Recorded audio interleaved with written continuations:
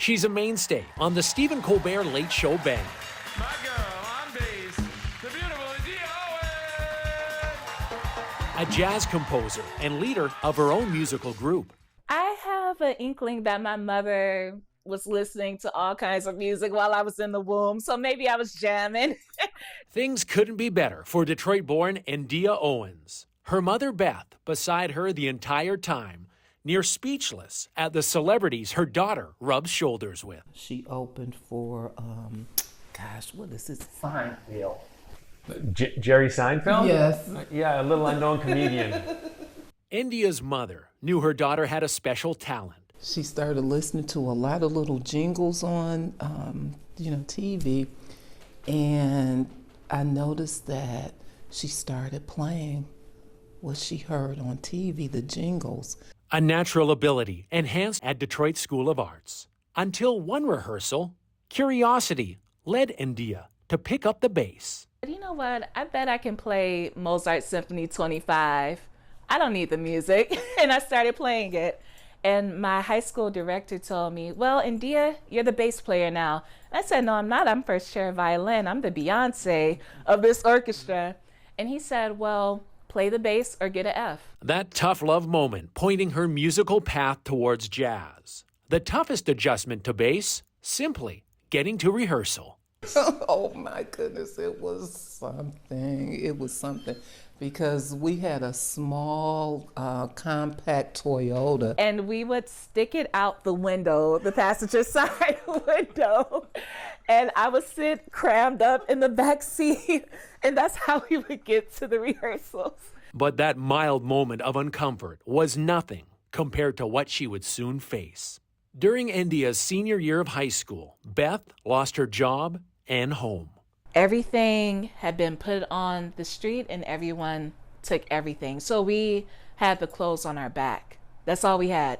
The clothes on our back and my bass. Internally, it, probably more than likely affected her deeply.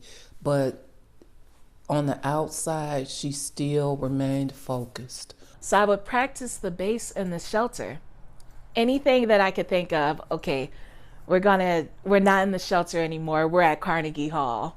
I would close my eyes, and all of the women and children in the shelter had gave me a round of applause and were crying and were hugging me.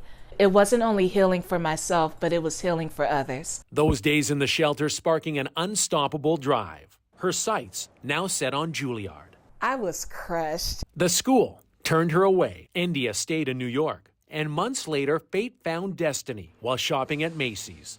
The Juilliard Jazz Orchestra was performing in the store.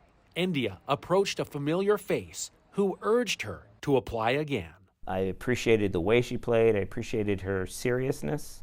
I also had a sense of some of the hardship that she had to endure. Aaron Flagg, a renowned trumpeter and Juilliard Associate Director of Jazz, realized the immense talent in front of him even during that first failed audition. The first thing we heard in the audition was her commitment to the groove, is what we would say. As soon as I counted off the tempo, she locked in with the drummer and was staring at him like, let's make some music together. Fingers slapping the strings, beats pulsing through her body.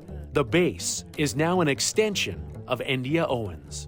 You have to put your whole physical being and your spiritual being into the bass to accomplish a beautiful sound. A mother still coming to terms with a daughter's success. How did this really happen? Really, this happened to her?